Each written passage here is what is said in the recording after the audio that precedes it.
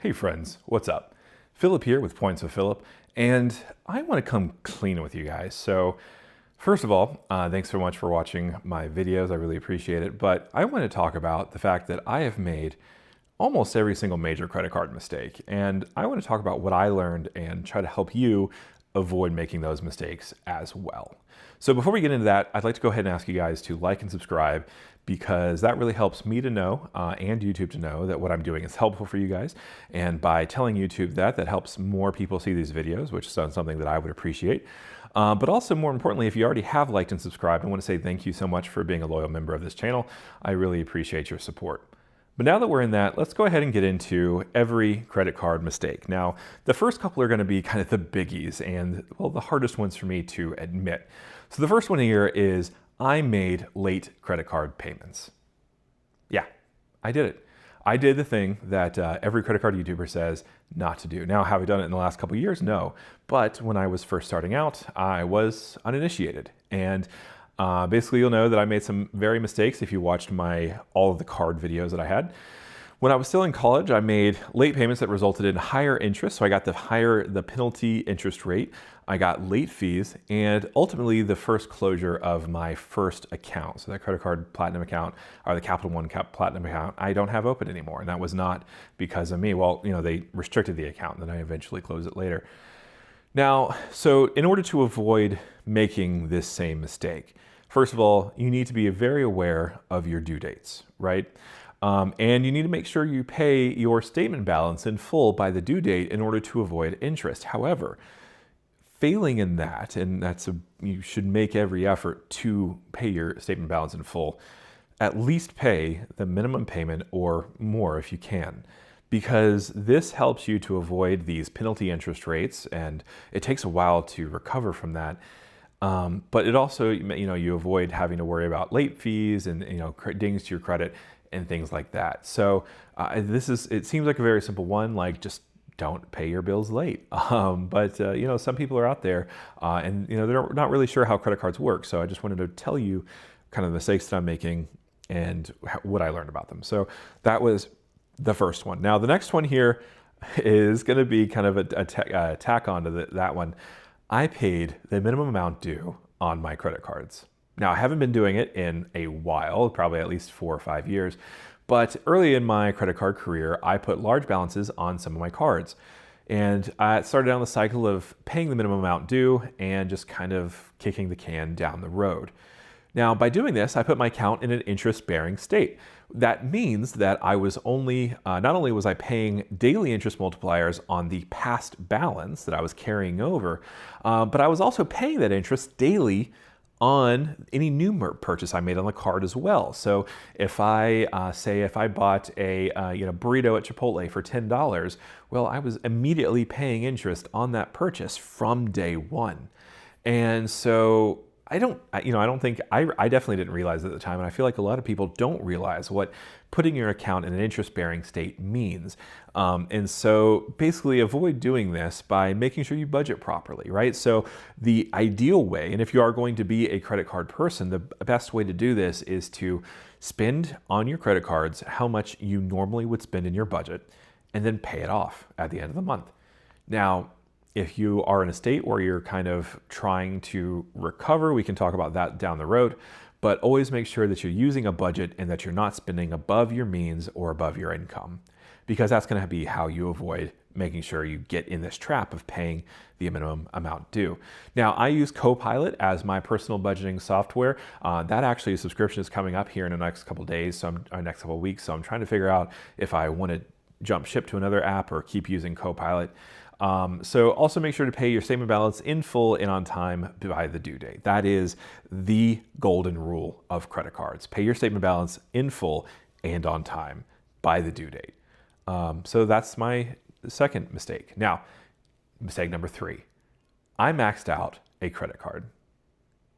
So I maxed out my Quicksilver card. So this was my second card that I had, and I continued to only pay a little over the minimum payment. So I would then charge on the card until I hit my limit once again. So I would make my minimum payment, and then I would spend, whatever it was until I was back to my limit. This meant that I was paying interest on my carried over balance on new purchases, but I also wasn't making any progress on paying this debt down. And so that's why it stayed that way for a significant amount of time. So in order to avoid doing this, first of all, always pay your statement balance in full and on time by the due date. But if you can't, don't spend on a card that you are working to pay down. And so ideally, if you realize that you're not a credit card person, go to something like the PayPal debit card, where you're still able to earn some sort of rewards, but also you're not risking going further and further into debt, right? So maxing out a credit card, not the way to go. Continuously maxing it out, definitely not the way to go. So that is my mistake. That is what I've learned, but also don't do that.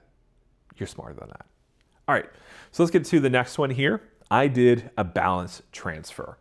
Now, what's so wrong about a balance transfer? So first of all, I don't necessarily regret doing it, but I do want to tell you about some potential risks and some potential shortfalls. So I charged up a few $1,000s in my Chase Amazon account. So I did tell you on that one video that I use this account kind of religiously as my daily driver. And so it quickly got up to $3,000 or $4,000. That was beyond my means of being able to immediately repay at the time. And so I turned to a balance transfer. Now this meant that while I was able to save on interest, so I did a 0% APR introductory balance transfer rate, I did have to pay balance transfer fees on the exchange. That could be 3 to 5 to possibly more % of the actual balance that you transfer. This meant that I went immediately more into debt before I could get out of it. And so you have to be specific in planning how to do this. Now, one of the dangers here is that if you do successfully get another credit card, successfully complete a balance transfer, it's easy to take a look at your first credit card and see, wow, that has a $0 balance on it. I should put money on that, right? That is a no-no, right? So the whole point of doing a balance transfer is that you are creating a budget, sticking to it, and that you're repositioning and making up for some past mistakes in your life. Now, you need to make sure that you're kind of working on two things, right? So Caleb Hammer on his videos, he doesn't like people to start with balance transfers because the first thing you need to do is you need to get into a budget and actually work through it, right? Your budget needs to realistically fit your needs, your income, and what you expect to get out of life. So that's important. Now, at the time that I did the balance transfer, I was paying on average around $100 a month just in interest charges on that account. So I used that money I saved on interest to pay down the balance. So that is how it helped me. Now, it did cost me, but it helped me. Now, so you need to pay your statement in full and on time by the due date. And if you need to do a balance transfer, make sure you have a budget that you're willing to stick to, and make sure you have a plan to pay off that transferred balance before the introductory APR period ends. That means, so if you get into, say, a card that has a 12-month introductory APR rate on it, on balance transfers, make sure that you divide that balance by 12 and you're paying that at least every month. Now, if you pay more, that's even better, but make sure that you're not putting your position where you're actually then going to be paying interest on 2 cards instead of 1, because that's also not going to be helpful, right? So that was that mistake. Let's get to the next one. I closed my oldest account. So if you take a look at how you build your credit score, that is the first thing that most people will tell you: keep your oldest account open. However, it may not hurt you as bad as people might say. Now, take that with a grain of salt, what I just said. So I'm not a finance professional, but what I will say is a lot of this credit score advice is more practical for people with a younger credit profile. And so I say that because a lot of these things they're talking about managing your credit card utilization, manage how many new accounts you have open, manage how long your oldest account is, right? These things help when you're building credit.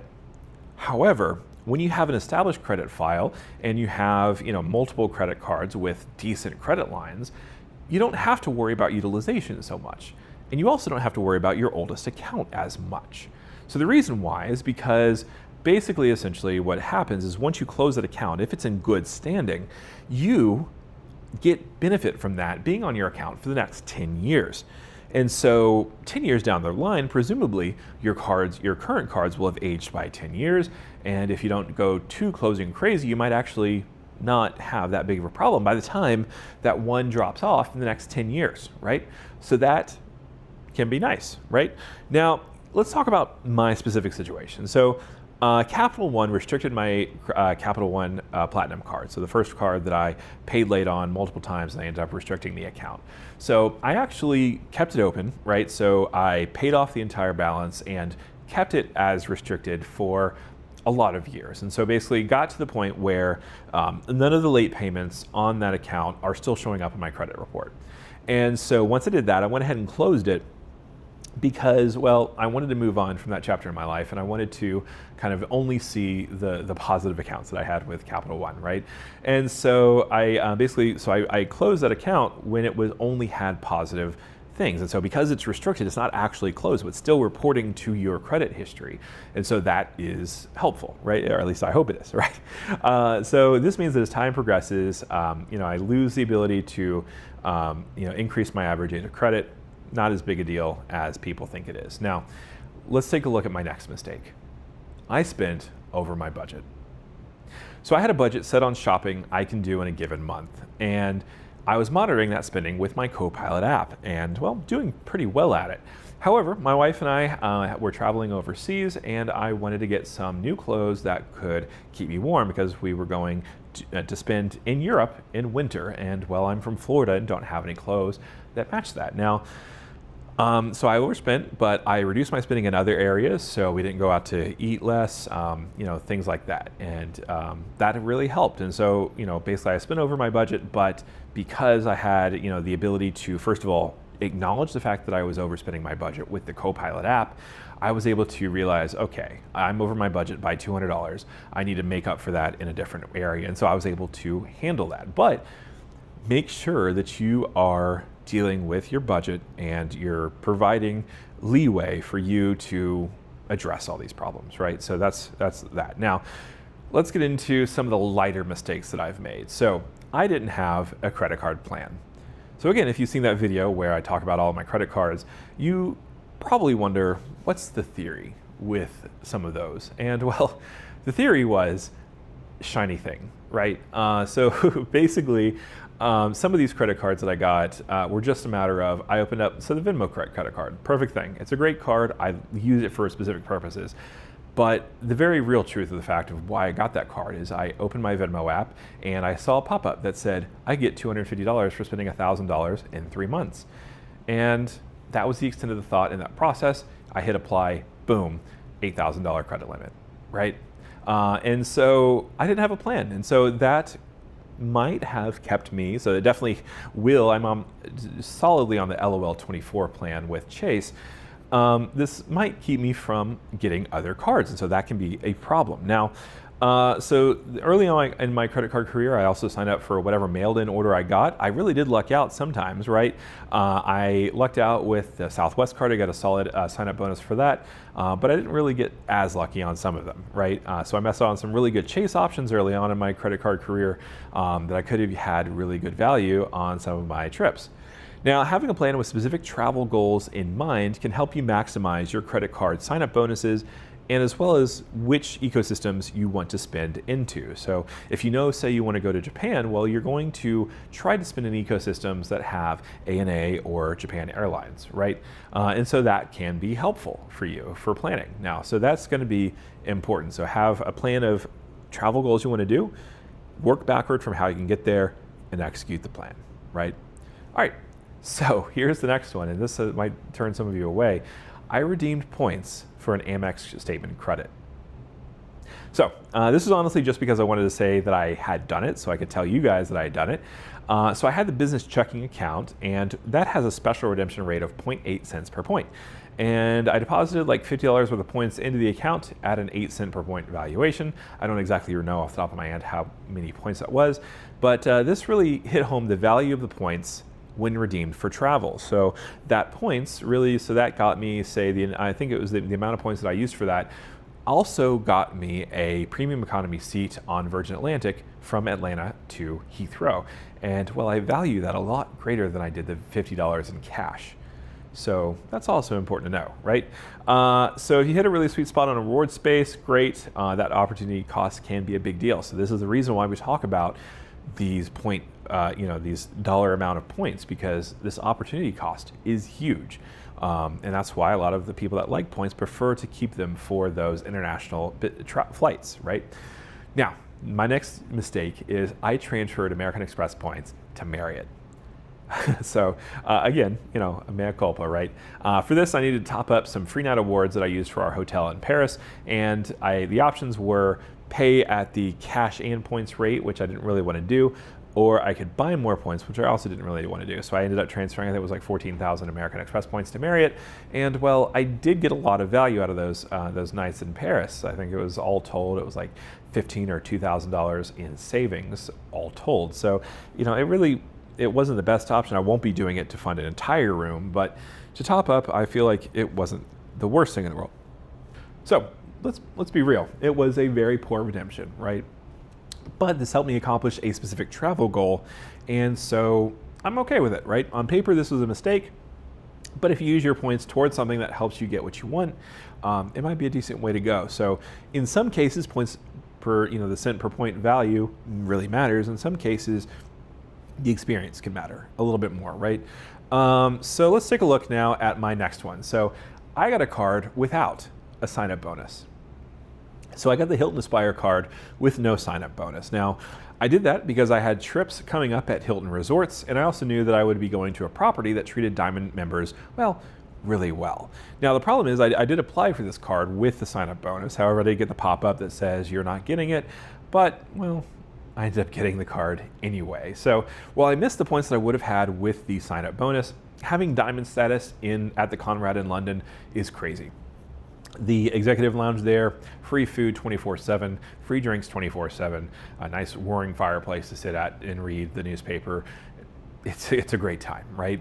And also Diamond status helps me to earn more on paid hotel stays. And so from that hotel stay in London, I actually ended up getting another, I think it was like 90,000 points just off the top, just from my Diamond and my credit card spend. So that was really nice. So if a card fits in your goals, then it can still fit in your goals without a sign-up bonus. So you just take with that what you will. Now, my next mistake here is I did not look for a higher sign-up bonus. So when I signed up for my gold card, I did it through Credit Karma. I got the standard 60,000 point offer, but I missed out on a current 100,000 point offer that I could have tried for. This means I basically theoretically lost out on 40,000 points. Now, make sure to search for the highest offer you can find whenever you are applying for a card, and know what's out there. Waiting for a mailer can help. Sometimes American Express will target you, and those might also be some of the best offers you'll find. It definitely is the case in my case. But you can also help using someone else's phone or a different computer, using incognito mode or something like that. Basically, try and keep looking for the highest offer possible. Also, work to get the highest bonus you can get approved for, right? So just make sure that you're putting in the work, you're figuring out what your sign-up bonus could be, and doing what you can to get there. All right, let's take a look at the next mistake. I made a bad Delta domestic redemption. So I was looking to book a trip to Louisville with a friend of mine, and instead of booking a cheaper reward flight through Air France, I ended up having to wait to see if I could book directly with Delta, basically so we could book things together, sit close together, things like that, right? This meant that I spent an additional 20,000 points than I would have if I was able to book earlier using Air France. Now, I don't really regret this, so the 20,000 points are kind of a big deal, but because we were traveling together, I'll get the chance to share the Centurion Lounge with him, and, I can do some other things. So there are some quality of life differences there. Now, would I value it at 20,000 points? Maybe not, but I had the points to make the booking, and so that is a decision that I made. And so you got to live. Sometimes you win, sometimes you lose, right? So let's take a look at some other mistakes. So I paid high taxes and fees out of a flight at the United Kingdom. So my upper class tickets from Manchester, England were cheap. They were only 45,000 points a piece, and that was from Manchester directly at home and Orlando. However, they each had $800 in airport fees and taxes that I had to pay per seat. So Virgin upper class tickets are really nice. Even if the seat itself was old, the soft product and food was incredible. It was definitely an experience of a lifetime. Nothing like having tea served at 30,000 feet.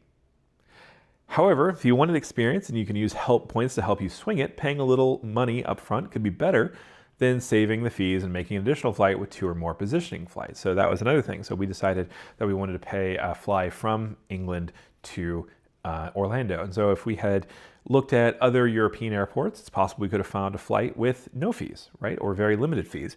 But we decided that we wanted to have convenience and have that experience specifically on Virgin. And so that's what ended up happening. Now, we did have a great cent per point redemption value, but there's some give and take, right? All right, let's take a look at another mistake I've made. I have paid cash to save hotel points for something else. So Hilton points are really valuable at higher properties and really low at lower properties, right? So you're gonna get a higher cent per point value at the Conrad in Orlando than you are at the Hilton Garden Inn in Dubuque, Iowa, unless Anthony is able to find something. I had enough points for a free stay at a Hilton hotel this summer, but I decided to save the points for redemption in Puerto Rico this November instead.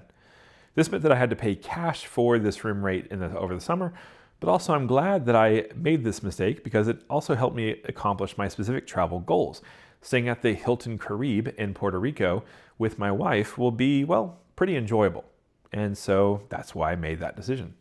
However, it's also possible for someone to say that was a giant mistake and that they don't pay for hotels in cash at all.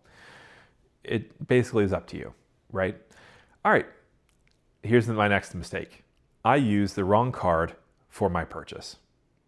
So I went out to eat for Mother's Day and I didn't use a card that had a much higher earning category because I was working on a few sign-up bonuses at the time and I wanted to get that one over the edge. So basically I got 1 point per dollar on my Mesa card compared to getting 4 points per dollar with my American Express Gold card on that dinner purchase. Is this okay? It's a give and take. Now the sign-up bonus, the extra points that I got for clearing that threshold were worth it to me, in my opinion. However, it's up to you, right?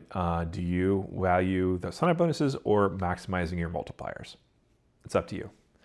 All right, so that is kind of my biggest credit card mistakes that I've made over my career so far. I'm sure if you guys have made similar mistakes, please let me know in the comments below. But also, if you would like to teach me how to not make any mistakes again, you can also feel free to go in the comments below to tell me about that as well. Thanks so much for joining me, and I can't wait to see you guys until next time. Bye.